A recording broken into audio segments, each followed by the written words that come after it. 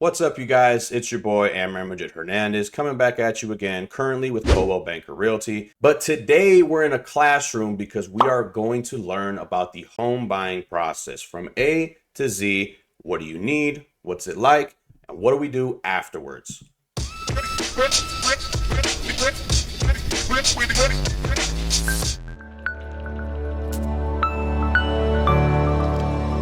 Today we'll be answering these questions indefinitely and showing you more insight on the home buying process. So if you're interested in buying real estate, listen up. So currently I am licensed in Wisconsin, but generally the home buying process would be the same, maybe for a little bit of different details here and there, but overall generally the same process. Step number one is to assess your financial situation. Step number one starts before you contact anybody. What does this mean? When it comes to buying a house, you generally need either cash, which most of the majority, let's be honest, doesn't have cash, or you're going to have to go through trusty old financing.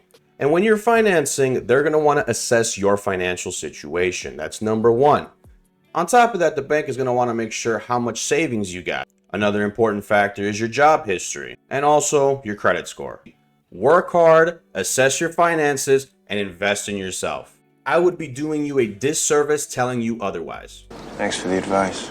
Everybody wants to save, but you don't want to cheap out on the important aspects. When it comes to buying a house, every aspect is important. How mortgages decide how you are processed and qualified is through what's called a debt-to-income ratio. They want to make sure that you are making more than you are in debt to. Again, I am not a licensed mortgage lender nor a CPA. If you need more help on the finances and recovery with credit or anything like that, feel free to reach out to me. I'll definitely send you the right way, but reach out to the required professionals. I say that for legal purposes. It's for legal purposes only. It's for legal purposes only.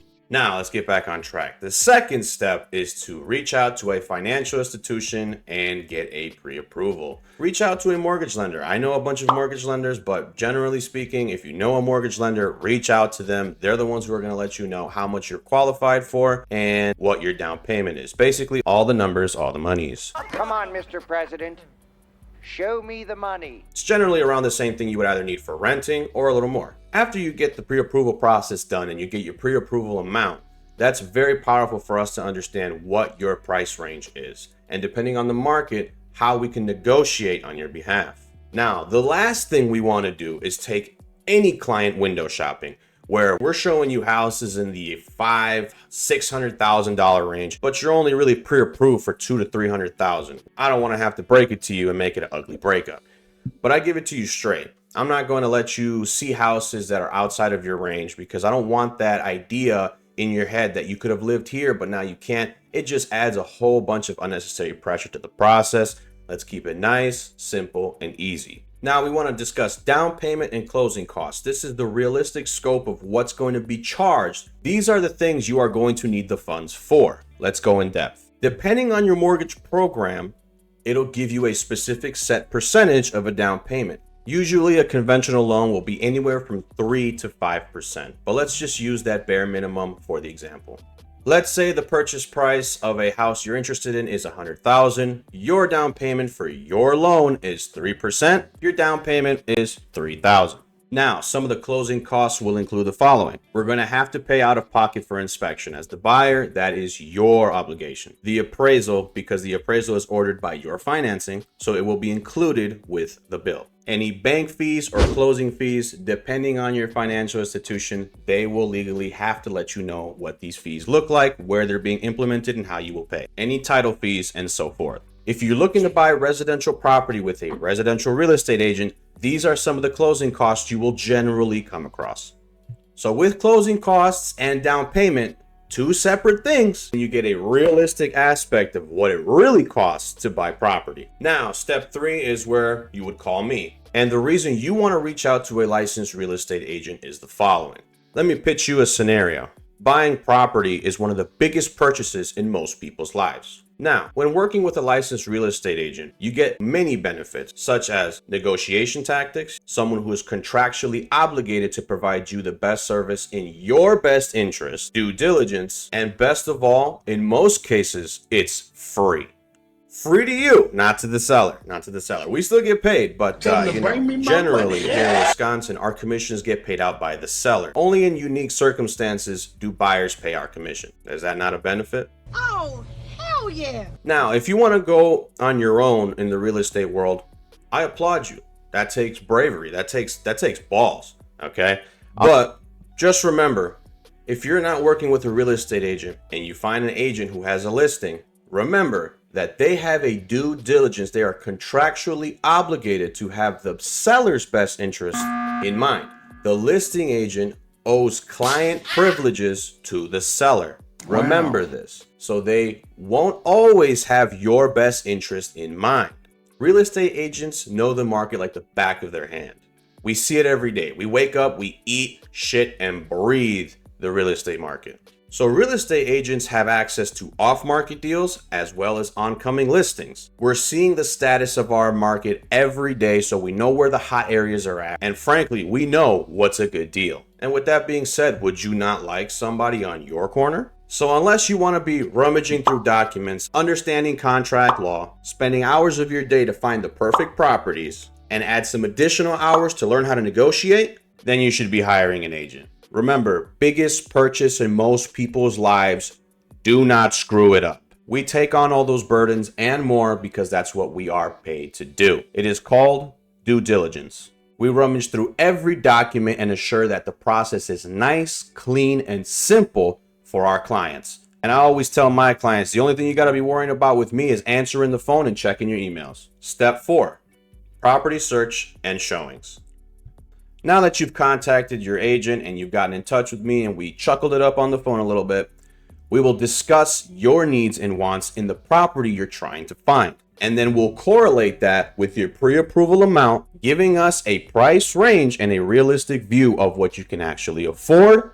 From there, we schedule showings and we go see those houses. And obviously when we're showing these properties, we're giving a live comparison on which ones are worth writing offers on and which ones are simply not. And we generally run it somewhat like this. So let's say we have a list of homes that we have, right? And we go see the first one and you really like that one. We'll pin that to the top as property A and continue down the list. If you see something else you like, let's say let's get down to the 4th or 5th property and you like that one, we'll compare that property, property B, to property A and see which one you'd really like to write an offer on.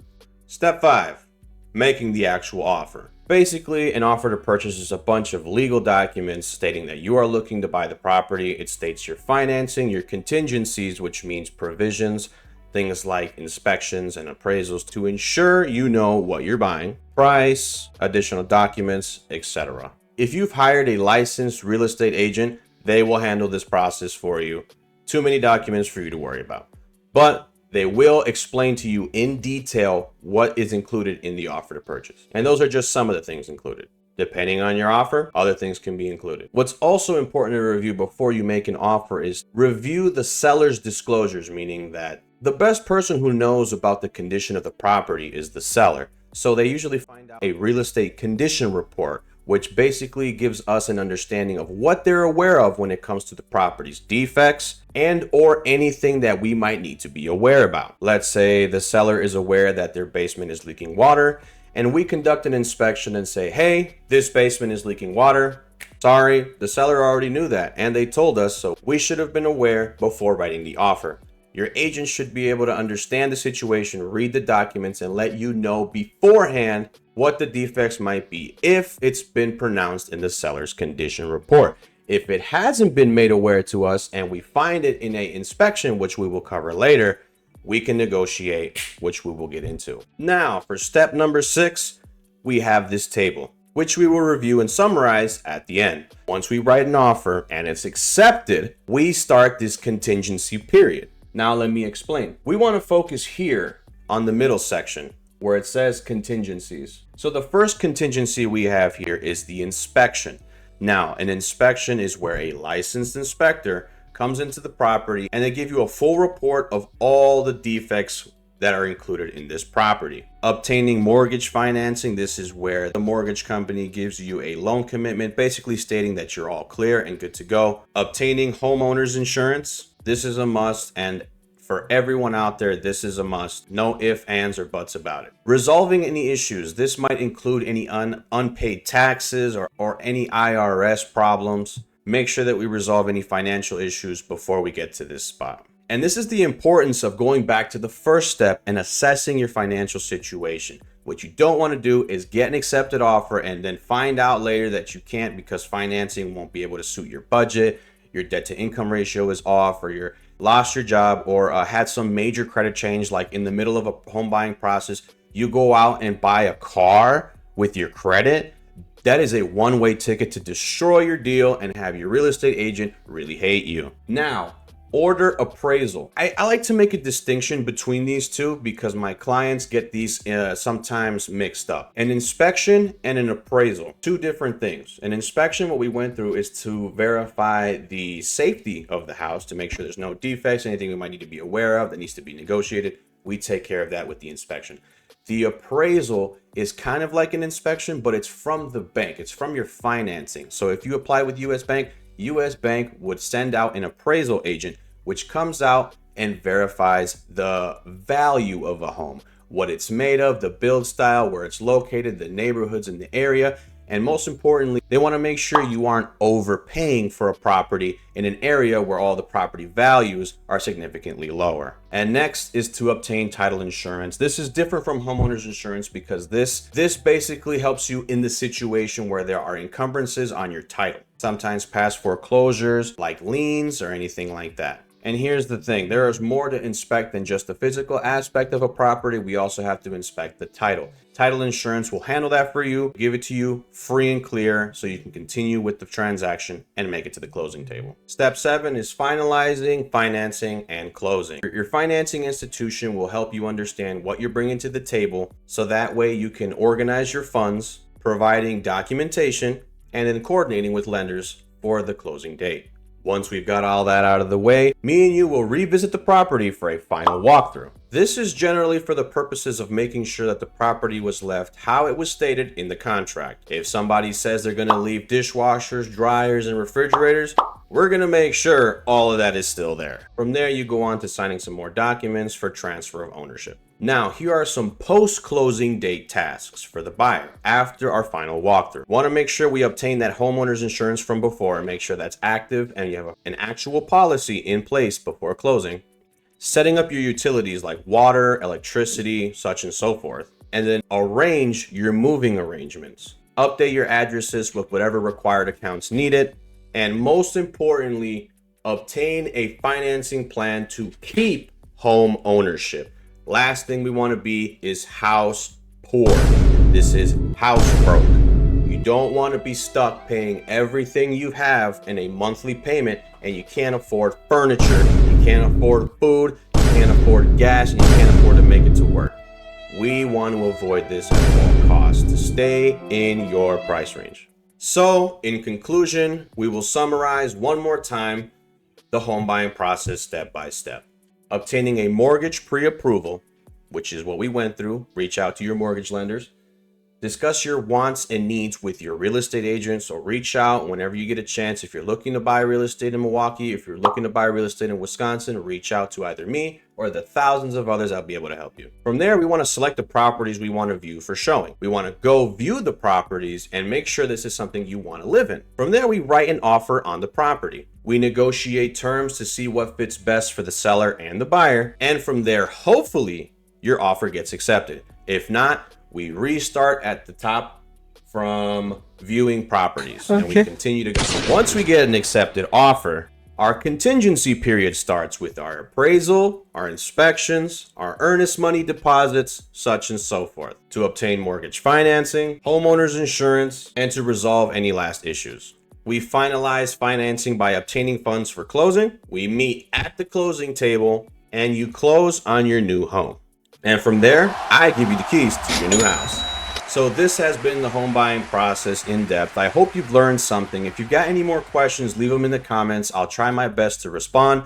Leave a like, follow, subscribe, whatever platform you're on. If you're on Facebook, add me, follow me, check out my memes, check out all my posting. But if you have any questions, feel free to reach out to me, reach out to your trusted real estate agents, And most importantly, stay organized through the home buying process. It can be a lot, but when working with an agent like me, we make it easy, baby. So if you're interested in buying some real estate in the Milwaukee area, feel free to reach out. We can meet at my local office in downtown Milwaukee. I'm with Coldwell Banker. We can discuss the needs. We can discuss what's needed before the process. And once we get in there, we can discuss how to save you top dollar. So this has been the home buying process with Amber Madrid Hernandez. Hopefully you've learned something today in this classroom. Now, you can do all this on your own, or you can hire an agent like me. Either way, I'll see you guys in the next one.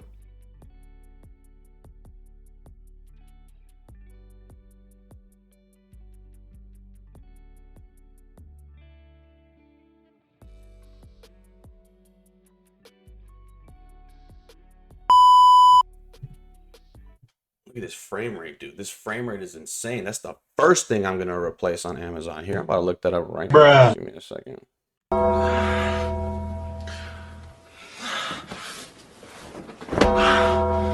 Now, I'm really mad. I'm thinking about just buying a camera and connecting it, to be honest. Dude, I have this one, bro, and it's garb. I literally have this one and it's garb. If I could, oh my God. Here, let me see if you can see it. Come on, bro. I made this. Damn. I can't show it. But I literally have this one, bro. $100, these nuts. $100, that's wild to me. Oh, this, don't worry about this. This is a battle scar. This is from the negotiations. All right, is OBS gonna crash? I think we're good.